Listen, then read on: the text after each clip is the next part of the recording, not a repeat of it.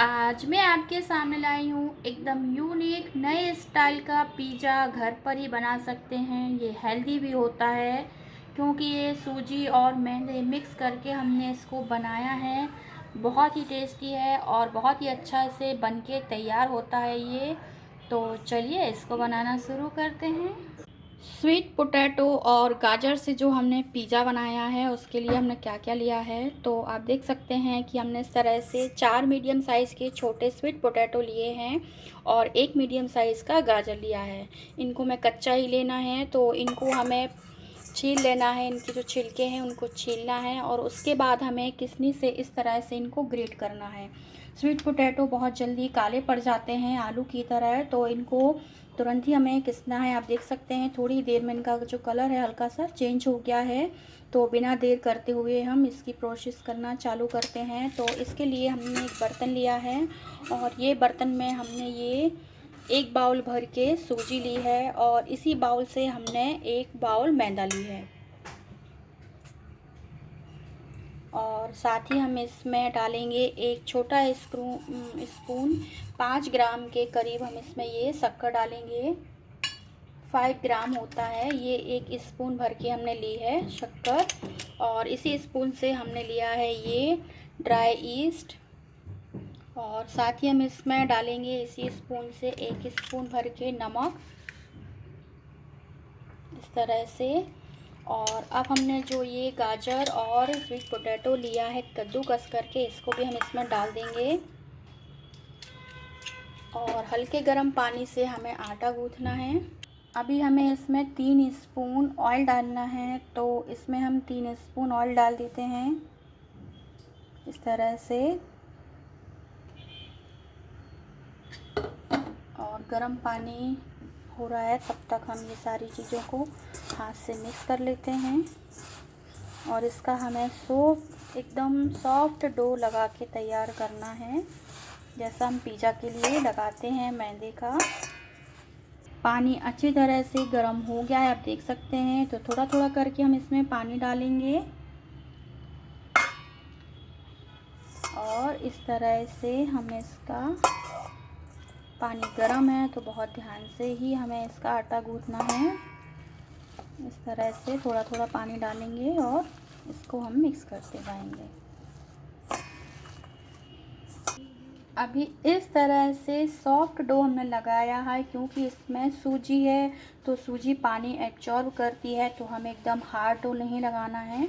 और 30 मिनट्स के लिए हमें इसको किसी गर्म जगह पर पॉलीथीन से पैक करके रखना है। तो आप देख सकते हैं कि डो जो है वो हमने इस तरह से लगाया है और अब हम इसके ऊपर थोड़ा सा ऑयल लगा देते हैं और इसको इस तरह से हम 30 मिनट्स के लिए फूलने के लिए रखेंगे।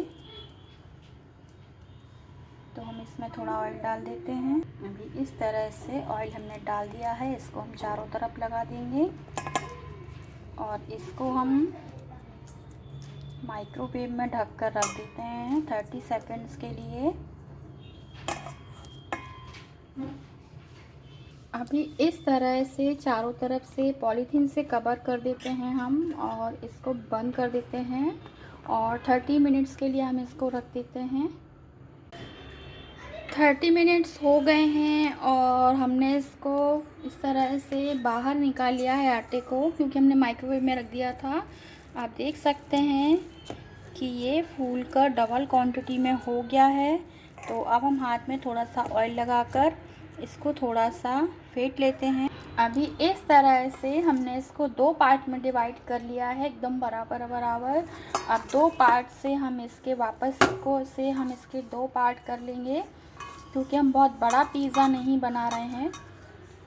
मीडियम साइज़ का जो पिज़्ज़ा होता है वही हम बनाएंगे। तो इस तरह से इसको भी हमने 2 पार्ट में कर लिया और हाथ की मदद से इस तरह से हम इसको प्रेस करते हुए इसको हमें फैलाना है। तो हम क्या करेंगे कि हम इस तरह के पैन में बना रहे हैं तो पैन में हमने इस तरह से थोड़ा सा घी लगाया है। आप चाहें तो ऑयल बटर कुछ भी लगा सकते हैं और इसको हम इस तरह से पतला पतला एकदम फैला देंगे।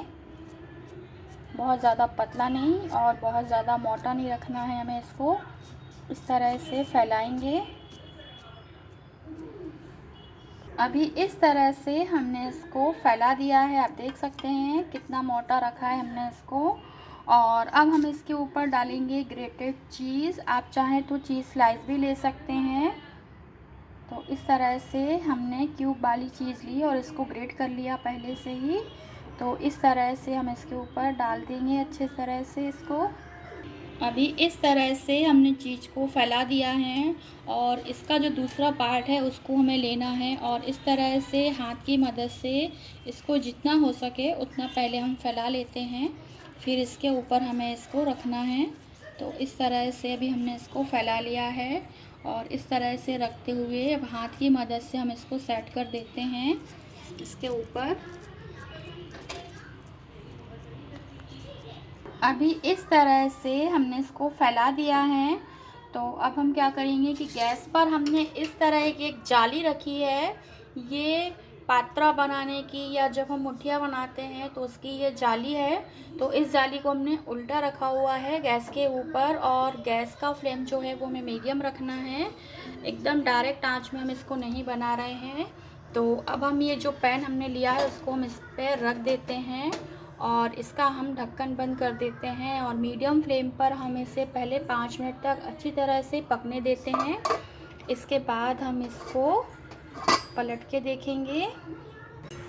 अभी 5 मिनट हो गए हैं और हमने इसको इस तरह से पलट लिया है। आप देख सकते हैं कितना प्यारा कलर आया है, बहुत ही टेस्टी और क्रिस्पी बनता है इस तरह का ये पिज़्ज़ा।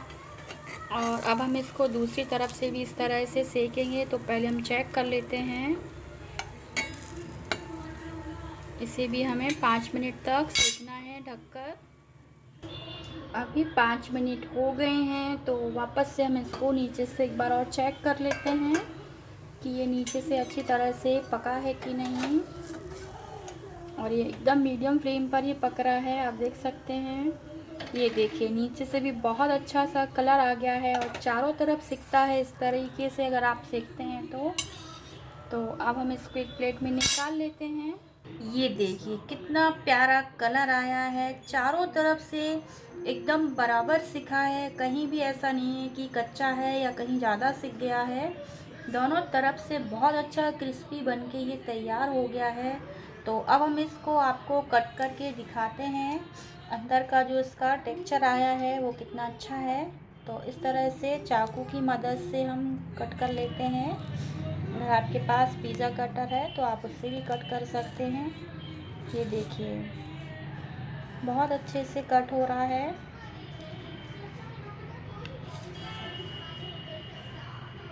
ये देखिए अभी हमने इसको इस तरह से काट लिया है, आप देख सकते हैं बहुत ही अच्छा दोनों तरफ से एकदम बराबर सिका है और बहुत ही क्रंची है बाहर से खाने में और अंदर से सॉफ्ट है।